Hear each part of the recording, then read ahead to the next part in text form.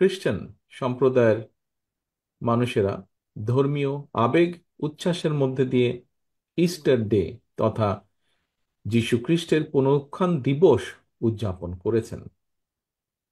সারা বিশ্বের খ্রিস্টান ধর্মাবলম্বীদের কাছে দিনটির বিশেষ সম্মান এবং মর্যাদা। এই উপলক্ষে আমি বাংলাদেশ সহ বিশ্বের কোটি কোটি খ্রিস্টান ধর্মাবলম্বী ভাই বোনদেরকে আরো একবার আন্তরিক শুভেচ্ছা জানাই। প্রিয় উপস্থিতিবৃন্দ, খ্রিস্টান ধর্মাবলম্বী ভাই বোনেরা বিশ্বাস করেন পাপাচার, অনাচার, অবিচারের পথ থেকে সরিয়ে মানব জাতিকে সত্য ও ন্যায়ের পথে পরিচালিত করতেই পৃথিবীতে যীশু খ্রিস্টের আগমন হয়েছিল। এই বিশ্বাসের সঙ্গে কিন্তু কারোই কোনো দ্বিমত নেই।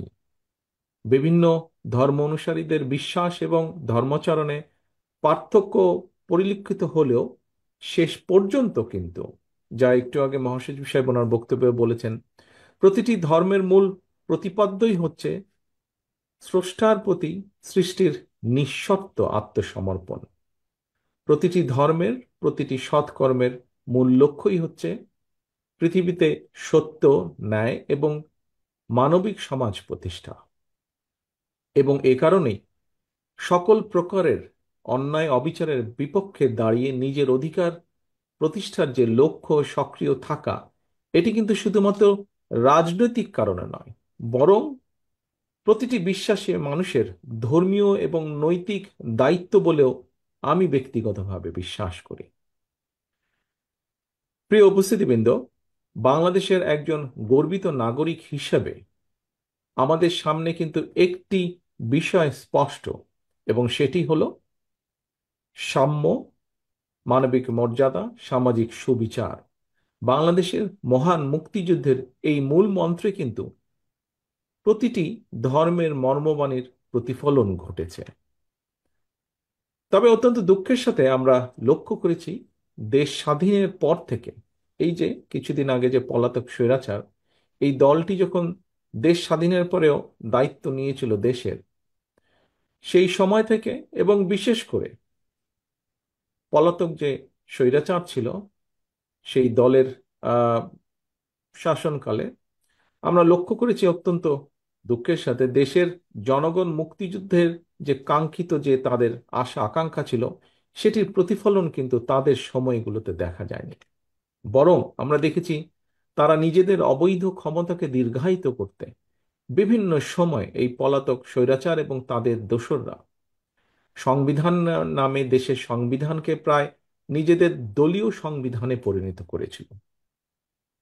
এমন বাস্তবতায় বাংলাদেশ জাতীয়তাবাদী দল বিএনপি মনে করে মুক্তিযুদ্ধের মাধ্যমে অর্জিত সংবিধানে সাম্য, মানবিক মর্যাদা, সামাজিক সুবিচারের মূল যে মন্ত্র, সেটিকে অক্ষুণ্ণ রেখে সংবিধানে সময় উপযোগী সংস্কারের কোনোই বিকল্প নেই। ফলে সংবিধান সংস্কারের ব্যাপারে অন্তর্বর্তীকালীন সরকারের কাছেও বিএনপি তার সুস্পষ্ট প্রস্তাবনা তুলে ধরেছে, যা পত্রপত্রিকার মাধ্যমে আপনারা সকলেই অবগত আছেন। প্রিয় উপস্থিতিবৃন্দ, জনগণের ভোটে জনগণের কাছে দায়বদ্ধ একটি জনপ্রতিনিধিত্বমূলক সরকার প্রতিষ্ঠার লক্ষ্যে বিএনপি প্রতিটি ক্ষেত্রেই অন্তর্বর্তীকালীন সরকারের প্রতি এখনো তাদের সহযোগিতা এবং সমর্থন অব্যাহত রেখেছে। তবে রিসেন্টলি যদি আমরা খেয়াল করে দেখি, বিভিন্ন কারণে অন্তর্বর্তীকালীন সরকার তাদের দায়িত্ব পালনে সক্ষমতার পরিচয় দিতে পারছে কিনা, এ নিয়ে সমাজের বিভিন্ন শ্রেণী পেশার মানুষের মধ্যে কিন্তু ধীরে ধীরে সংশয় সৃষ্টি হচ্ছে। প্রিয় উপস্থিতিবৃন্দ, 2013 সালের ডিসেম্বর মাসে তৎকালীন র্যাব সদস্যরা ঢাকা মহানগর বিএনপির নেতা সাজিদুল ইসলাম সুমনকে গুম করে। আজ পর্যন্ত আমাদের এই সহকর্মীর হদিস আমরা পাইনি। স্বৈরাচারের শাসনকালে শুধু একজন সুমন নয়, সারা ঢাকা শহর, সারা বাংলাদেশে এরকম অসংখ্য সুমনদেরকে গুম, খুন, অপহরণ করা হয়েছিল। এর প্রতিবাদে পলাতক স্বৈরাচারের সময় গুম হওয়া ব্যক্তিদের পরিবারদের সদস্যদেরকে নিয়ে গুম হওয়া সুমনের বোনের নেতৃত্বে 2014 সালে গঠিত হয়েছিল সামাজিক একটি সংগঠন মায়ের ডাক। অত্যন্ত আশ্চর্য এবং উদ্বেগের বিষয় হচ্ছে, গুম হওয়া সুমনকে ধরার জন্য গতকাল সন্ধ্যায় ঢাকায় সুমনের বোনের বাসায় অভিযান চালিয়েছে প্রশাসন। এখন তারপরে প্রশাসন বলছে তারা নাকি সুমন সম্পর্কে জানতো না।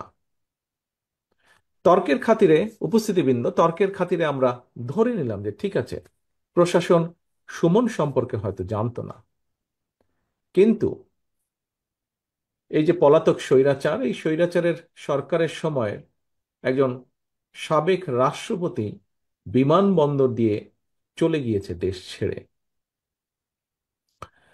আহ, যেভাবে চলে গিয়েছে সেটিকে যদি আমরা মিলাই তাহলে দেখব যে 5ই আগস্ট আরেকজন দেশ ছেড়ে পালিয়ে গেছে, ইনিও অনেকটা সেভাবেই পালিয়ে গিয়েছেন। কিন্তু এখন বলা হচ্ছে যে অন্তর্বর্তীকালীন সরকার নাকি তার এই দেশ ত্যাগের ব্যাপারে কিছুই জানে না। ঘটনাটি গতকাল, এবং গতকাল থেকে আজকে পর্যন্ত যতজন মানুষের সাথে আমার কথা হয়েছে, প্রত্যেকের মনে প্রশ্ন উঠেছে, প্রত্যেকে প্রশ্ন করছে তাহলে অন্তর্বর্তীকালীন সরকার জানেটা কি। সাথে এও অভিযোগ উঠেছে, সংস্কারের নামে সময় ক্ষেপণ করে অন্তর্বর্তীকালীন সরকার একদিকে যেমন হয়তোবা পলাতক স্বৈরাচার এবং তাতে দোসরদেরকে নিরাপদে দেশ ত্যাগের সুযোগ করে দিচ্ছে, অপরদিকে অত্যন্ত সুকৌশলে নানা ইস্যু সৃষ্টি করে স্বৈরাচার বা ফ্যাসিবাদে বিরোধী যে রাজনৈতিক দলগুলো আমরা যারা মাঠে ছিলাম, সেই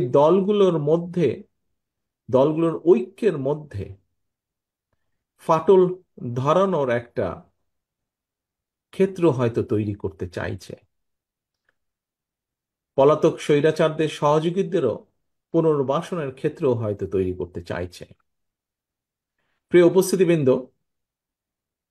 এই বিষয়গুলো ঘুরে ফিরে মানুষের মনে প্রশ্ন তৈরি করছে। এবার আমি একটু ভিন্ন কথায় আবার আসি।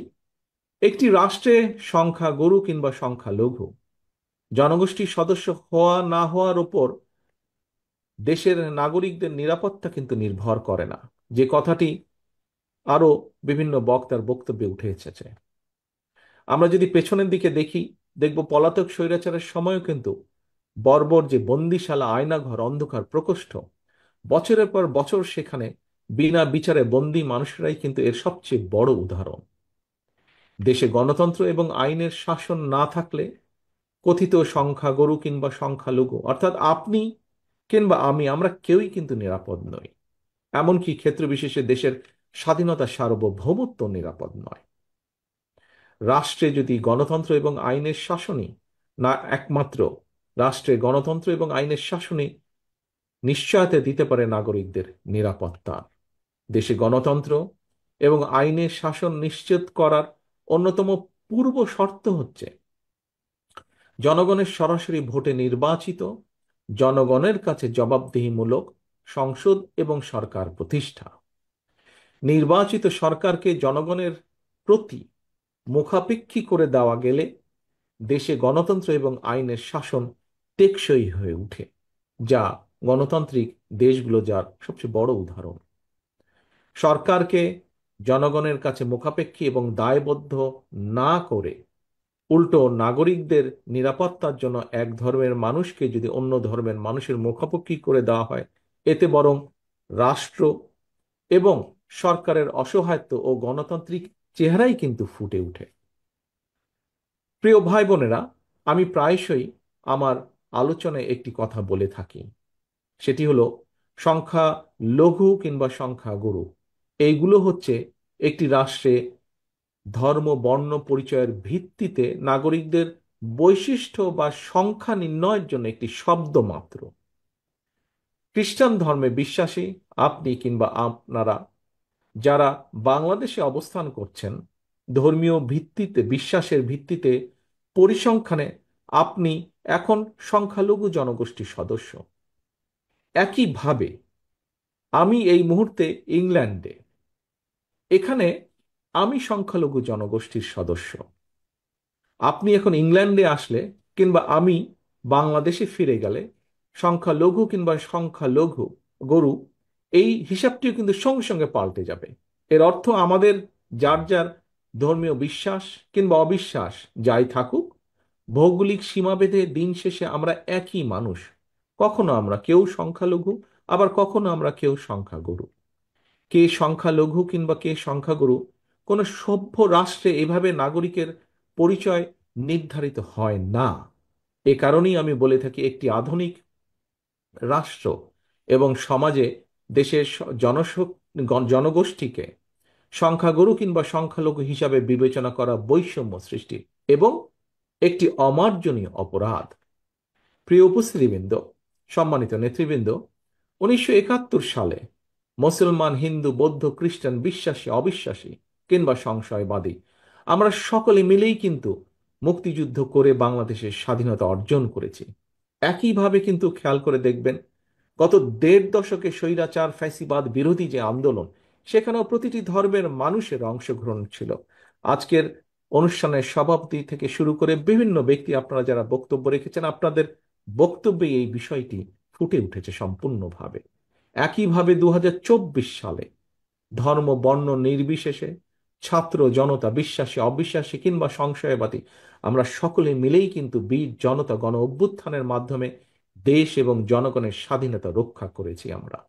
সুতরাং এই দেশটা কোনো ব্যক্তি কিংবা দলের নয়, এই দেশটা আমার, আপনার, আমাদের সকলের। এই দেশটা এই দেশের জনগণের।